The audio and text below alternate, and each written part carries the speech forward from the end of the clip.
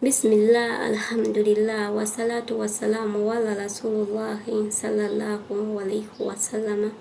Assalamu alaikum wa rahmatullahi wa barakatuhu. Abenzikiriza endala mbabuuzizaako nnyo mikwano kansubi nti alhamdulillah buli omu gyali ali bulungi. Nensaasira balwadde Allah abasuuse abaviiriddwako abantu bammwe Mukama Katonda abagumye n'emyoyo gy'abagenzi agiwe ekiwummulo eky'emirembe wamu n'okubasonyiwa ebyo ebyabasobako. Allahumma amina. Mikwano mwebale kwagala Shifa the Hustler, mwebale kunjagala, mwebale kundaga muhabbati. Really I appreciate. Simanyi kyennyinza bbawa naye Allah yaba abansasulira kyemusinga okwagala kyonna. Mwebale kusharinga videos zange, mwebale commentinga, mwebale likinga. Omupya tana subscribinga, nkusaba subscribinga mukwano okonene kade buli video gye nnateekangayo ate gojja okuba ng'osooka okugifuna. Olunaku olwaleero nziza okusharingako nammwe ku bintu ebimu bye tulina okukola oba ebikolebwa ku lunaku olwa Eid. Ebintu bino sunna oba tubikoze tobeera na musango, naye ate woba obikoze oyoola empeera nkuyanja. Ebikolwa bino omubaka Muhammad Saidi sallallahu alaihi wasallama yabikozesanga nnyo ku lunaku olwa Eid era n'aleka nga atulagidde naffe okubeera nga tubikola. Mu bisooka mu byonna kwe kuli edduwa. Edduwa eno esomebwa mu kiro ekikeesa olunaku lwa Eid. Bw'obeera osomye edduwa eno sigamba nti oba eri awo yankalakkalira, wabula edduwa gy'oba osabye yonna oyanukulwa era obubaka butuuka mangu. Owekitegera mukwano. So olunaku olwo ekiro ekikeesa Eid nkusaba mukwano oza okukosabeko. Edduwa eyo ebeera nkulu nnyo mu bulamu obwo. Ekintu ekirala yatulagira okulya nga tonnaba kuyimirizaawo swala ya Eid. Nga nno mu kino ategeeza ki? Okulya nga tonnayimirizaawo swala ya Eid kye kintu ekiraga nti ekisiibo kiwedde era ogenda okulya Eid ng'omaze okusiibulukuka. Mu bino bye yalagira okulya ebintu ebibalika okusinga entende, bubanga bundaazi olyayo obundaazi oba sumbuusa n'olyayo sumbuusa naye zirina okuba nga ekintu ky'olidde nga kya nsuusuuba.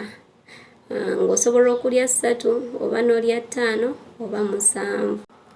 Ekintu ekyokusatu mukwano, toyimirizangawo swala ya Eid nga tonaabye gusulu oba gye tuyita janabba. Gusulu eno kimanyi mugimanyi, atagimanyi kankunyonyoleko nti kangeze omwami n'omukyala nga mugenze mu kikolwa eyo embeera ebeerawo okuddamu okuyimirizaawo esswala mumala kwenabakuba obukyafu. Omwami nga weerotoledde okuyimirizaawo esswala omala kunabakuba obukyafu. Omukyala ng'ogenze mu nsonga zaffe oba ozivuddemu okuyimirizaawo esswala omala kunabako obwo obukyafu then n'olyoka oyimirizaawo esswala.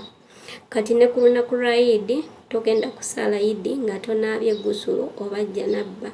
Osooka kunaba kwetukuza wenna ne wezza bujja then n'olyoka okola ki? Ogenda okusaala Eid.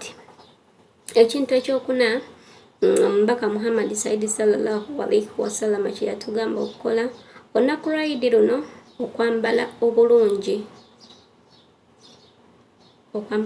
ng'ogenda okusaala.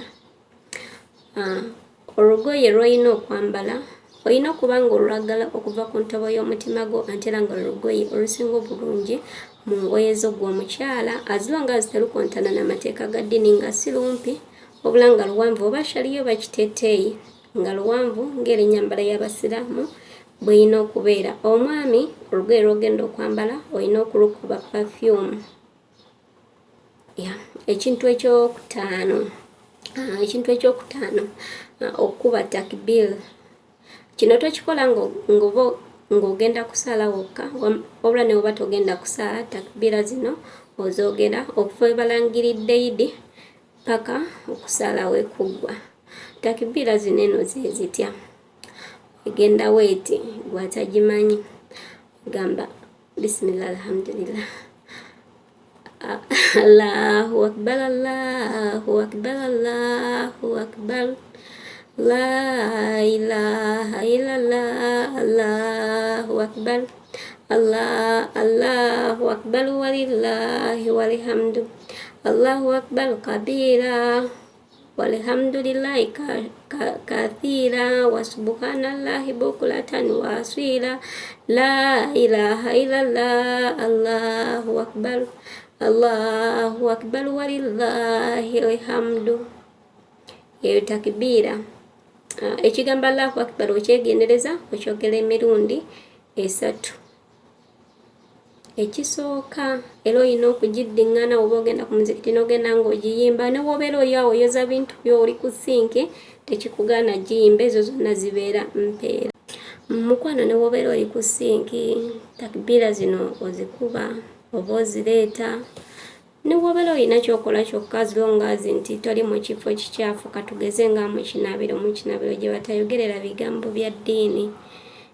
Wobeera okikoze ofuna empeera nnyingi, woba tokikoze toba na musango, naye nze nga nze mbeera njagala okikole olw'ensonga nti twetaaga empeera mu bulamu bwaffe. Oba okitegeera zirina kye zikwongerako era zirina engeri gye zikyusaamu obulamu bwo, okitegeera.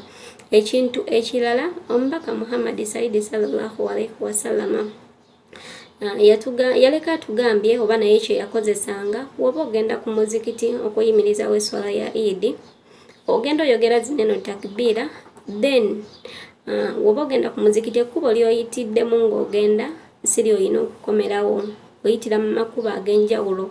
Nga kineno nno kitegeeza ki? Ago amakubo ge gali kuwaako obujulizi nti wasobola okuyimirizaawo eswala ya Eid. Kitegeera.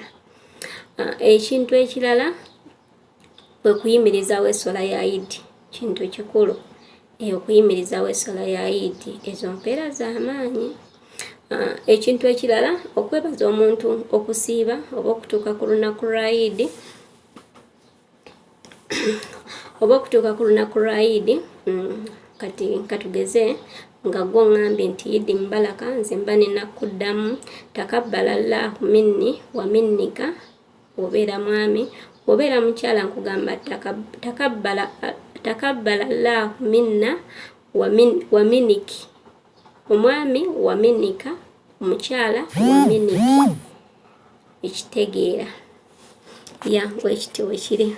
Omwami tugamba wa minnika, omukyala wa miniki. Oba omulala ayinza okugamba Eid mubaraka n'omuddamu Fazil Laitaala. Fazil Laitaala. Mukwano byekoze byenjagadde okushalingako naawe, tweyolere ku mpeera. Ekitegeera, omubaka ebintu bino yali abikozesa nnyo ku lunaku lwa Eid, era naleka ng'agambye abagoberezi be tubeere nga tubikozesa okusobola okubeera nga naffe twongera ku mpeera ze tuyina. Si nakindi osobola okuba nga mu zino sunna z'okoze ng'oluusi obadde olina kye wasobya, Mukama agenda okuyitira akusonyiwe. Mbagala nnyo mikwano. Oba onyumiddwa vidiyo yange nkusaba ogisharingireko mukwano gwo, likinga, commentinga, ate tunalabagana mu vidiyo yaffe enaddako inshallah. Assalamu alaikum wa rahmatullahi wa barakatuh.